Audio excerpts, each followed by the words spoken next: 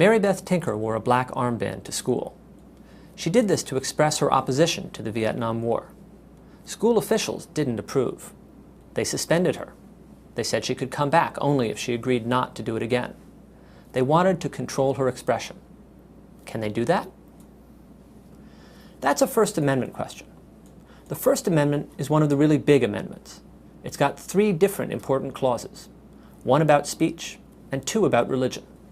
This week, we're going to talk about all 3, and we're going to start with the speech clause. What is the basic idea here? There are different theories out there, but something that was certainly present was the idea that free speech is essential to democracy. In a democracy, the people are supposed to govern.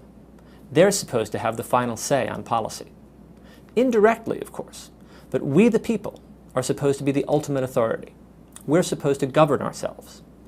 And we can't do a good job of that unless we have good information. Free speech is how that good information comes out. The idea here isn't that all opinions are equal. It isn't even that more opinions are better, necessarily. It's really that we don't trust the government to decide what speech should be heard. Here's Justice Stephen Breyer with more. So you say you have to draw a line. You have to stick to the line. The line has to be that free speech is there not for people we like and not for people who have popular views. It's there for people we hate.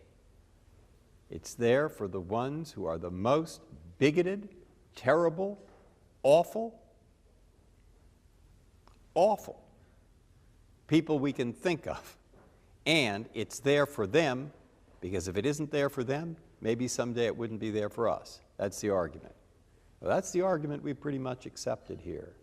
We do trust the people. We trust that the marketplace of ideas will sort good ones from bad ones. So the First Amendment, like most of the Constitution, only applies when the government tries to restrain speech. What it says is that Congress shall make no law abridging the freedom of speech. But should it only apply to Congress? Could it be that the president can tell the FBI to shut up protesters? That wouldn't make much sense. So the Supreme Court has said it applies to the whole federal government. And, because of the 14th Amendment, remember, this free speech right is also a right that people can invoke against the states. That's why Mary Beth can raise it against school officials, who are state officials. But what does it mean?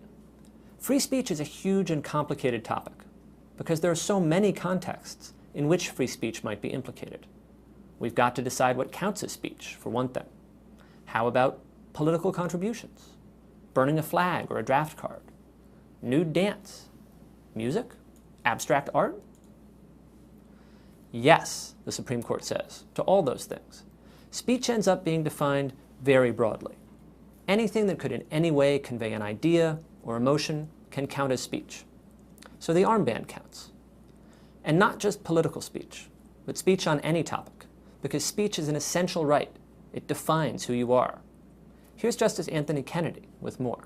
It's who you are. We define ourselves by what we say, by what we read, by what we think, by what we hear, by what we sing, by what we pray. This is who we are. This is our self-definition, and we define ourselves. The government does not define us. Which again just makes things harder, because it increases the number of situations in which the government might restrain speech. The other thing that increases the number of situations where free speech issues come up is the growth of the government. We're going to see this again with the religion clauses of the First Amendment. But the general issue is this. It means one thing to say that the government can't restrain speech when the government is small, when it doesn't do much. If the government is, to oversimplify a bit, just the police, then we can see there may not be many situations where it makes sense to allow speech restrictions. And here you might think of the classic First Amendment speaker, the guy out on the street corner complaining about the government. The police shouldn't be able to shut him up. That's an easy First Amendment case. But what if the government is your employer? What if it's your school principal? As the government gets bigger, we get more citizen government interaction, and we get different kinds that aren't so easy to think about. And that's maybe the hardest thing about Mary Beth Tinker's case. The government isn't acting as a ruler here. It's not making and enforcing laws. It's educating children. So what kind of speech rights should public school students have? Well, it's kind of a hard question. On the one hand, public school officials are definitely the government. So one way of looking at Tinker is to say, school officials work for the state, just like police officers. So of course the First Amendment applies. But should it apply in exactly the same way? One thing that makes the government different, as far as the Constitution goes, is the kind of power it has. The power to lock you up. There's no private person out there who can tell you what to do in the way the police can. But there are private school principals, and they can definitely discipline students for speech they don't like. So another way to look at Tinker is to say, wait, this is nothing more than a private school principal can do. Restricting speech in some ways is just part of the job. School teachers grade people's tests. They give them good and bad grades based on what they say. They keep order in the classroom. They punish people for speaking out of turn. And what the Supreme Court ends up saying is yes, students do have First Amendment rights, but we're going to have a different analysis of what violates those rights. If school officials have a reasonable fear of disruption, they can punish students for speech. This is also basically the rule that the court follows with other governmental institutions, with people who work for the government, or people who are in prison, or in the military. If speech will interfere with the institutional mission, it can be punished. Now, Mary Beth Tinker wins with this test, because there was no reasonable fear of disruption. But students or government employees don't always win. Sometimes there might be a reasonable fear of disruption. And later cases suggest that disruption isn't the only thing that can justify punishment. Interference with the school's educational mission includes more than disruption. It might include lewd or indecent speech. It might include speech that promotes illegal drug use. And this test also leaves open some hard questions.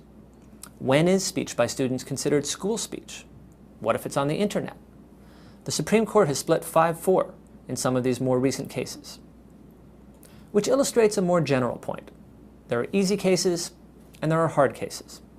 The Supreme Court gets mostly hard cases, although often they look easier 10 or 20 years afterwards. But remember that there's a lot of easy constitutional law out there. Now, that said, the First Amendment is an area where we're going to see some hard ones. And one of the things that makes them hard is changes in the world, in particular, the role and the scope of government. And we'll see this in the next couple of classes too.